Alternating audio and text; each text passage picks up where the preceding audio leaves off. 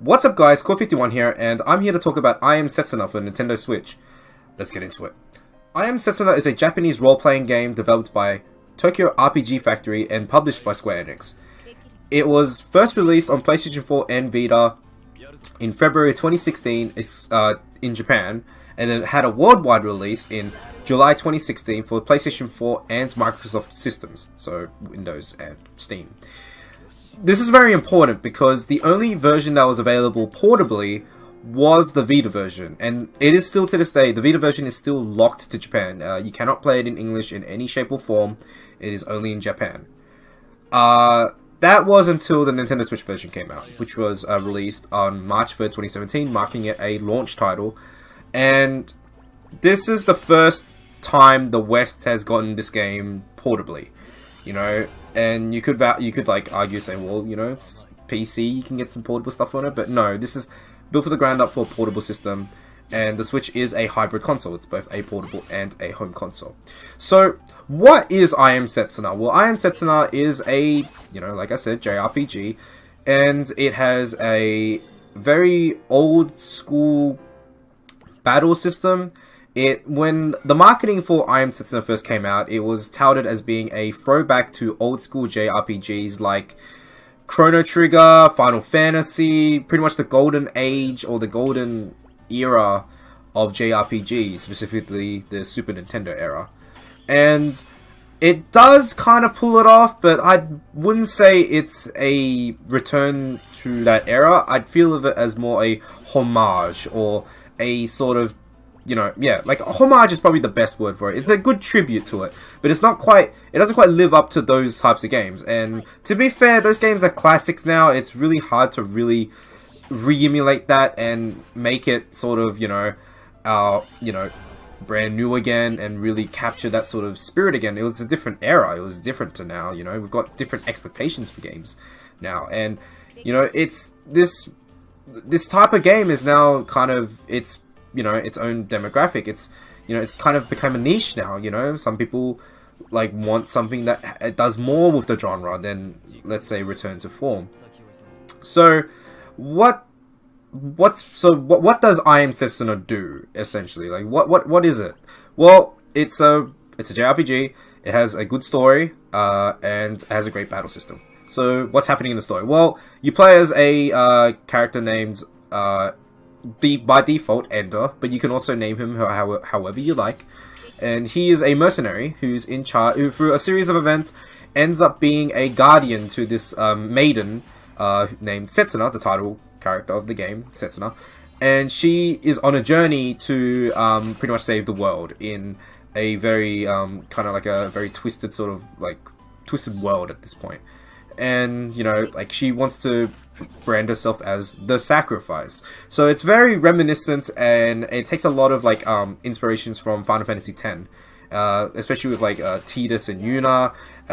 You know, it's very reminiscent of that. So, you know, there's a lot of elements that if you've played a lot of JRPGs in your time, you'll see a lot of it in this game.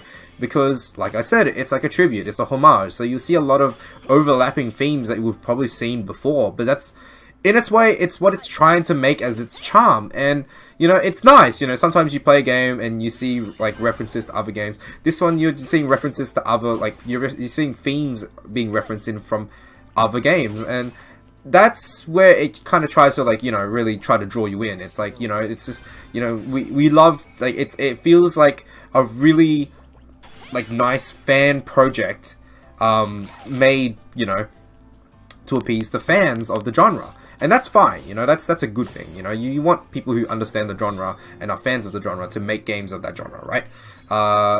And the only problem is that it doesn't really do anything crazy, and I think that's what drew a lot of people away. It's safe is the word. It's very, very safe. And, you know, it's take it as you will. Sometimes safe games don't really work, and sometimes safe games work. And in this case, it's polarizing the opinion. It's that feeling.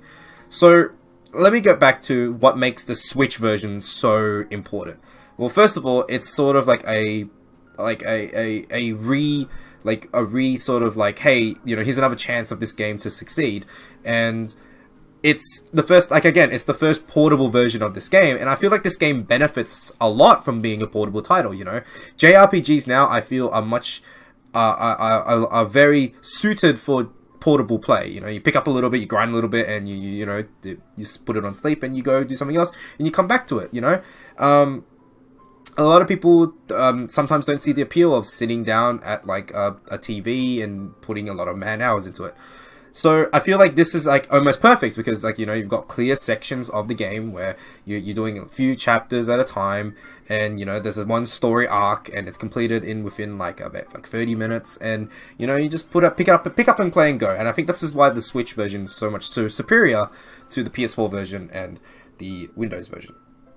So on the technical side of things, it runs at 30 frames per second. Now, in most cases, this is a deal breaker, but I feel like in a game like this, it's fine. Like, it's not, you know, obviously Tokyo RPG Factory and Square Enix had to make a decision. So the PlayStation 4 version and the Windows version run at 60 frames per second, and the Vita version runs at 30.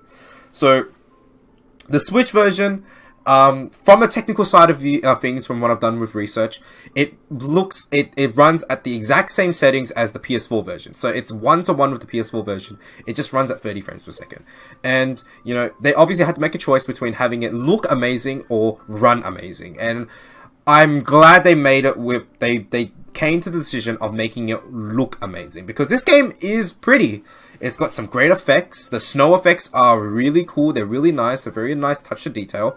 And, you know, it's so sharp and crisp. So, you know, I'm glad they went with the look route and not just the frame rate route. So, kudos to them. It's one of the things that needs to be brought up, though, that there is a difference. It's, you know, it is a big difference, but it's not a, you know, game big difference. You know, it's just a difference in terms of technology. So, what else is there? Well, you know, the active time battle system is great. It's clearly a very inspired take on the Chrono Trigger system. You even see enemies roaming the field, so you can have a chance to avoid them, and you have a chance to actually just like you can't just get the drop on them or anything like that. But it is a good system that works. So, you know, it's great. It's great. And, you know, you've got like you got your basic like JRPG staples. You've got like item text, like skills. You got like from Chrono Trigger like combination skills. But the good thing, or the unique thing about this version is a momentum gauge. So if you have your character not do anything and just wait for it, they charge up these sort of like stars or something, and you can inflict extra sort of status or extra sort of properties to your next attack by pushing down the like attack button or the confirm button as you're attacking to activate an extra skill on top of it. So whether that's added damage or maybe like an AoE effect, it keeps the thing going, and it's called momentum for a reason. It's you know, it's to keep you going. So that system works. It works as intended. It's good. You know, if you want it a little bit harder, you don't even use that system at all, which is what I did for a while, just to make a game harder. The game is fine. Like, it's not, the difficulty wise, it's not hard. It's just a very typical JRPG difficulty. Easy to get through. It's, you know, you're there for the story. So, yeah, there's that. So, what are my thoughts on I Am Setsuna? I am a couple hours in. I played a lot more of the PC version than the Switch version. I'm playing it more on the Switch version just because convenience. This is the big reason why you should get... So if you love JRPGs, there is something in this game that you will like. Period. There will always be something like it. And, you know, before like, you know, I let off... I have to talk about the music. There's a gimmick to the music. And it's not a bad gimmick, it's a gimmick. And it is that the entire soundtrack is piano. So... it gives it a very unique sort of sound. So, like, battle themes are in piano, the result screen's in piano, everything's in piano. So, it does, like, to me, it makes me remember as, like, oh, that's the game that had the entire thing in piano. And, you know, it's kind of, it suits it, in a way. Like, the whole game, the whole game itself is very snow-based. Like, you're going through snow, you know, it's, the snow effects are great. And it has like a real chill tone to it. So I think the piano and the style of the graphics, which is like the snow effects and stuff, 1-to-1. It helps, you know, it creates a very good atmosphere. So there is something in this game that you will like if you've ever played any JRPG.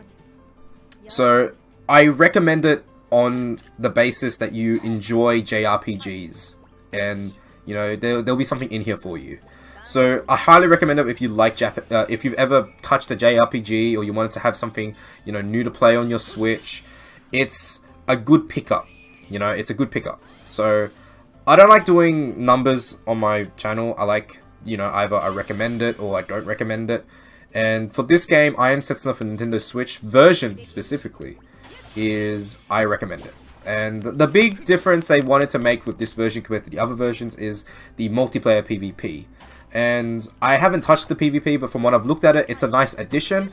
But, you know, you should be playing this game for the base game itself. It's not just, you know, just like, it's an added extra thing that is nice. But, you know, if the game itself doesn't stand on its own and this little extra is a cool thing, then the game itself isn't good. So I highly recommend it.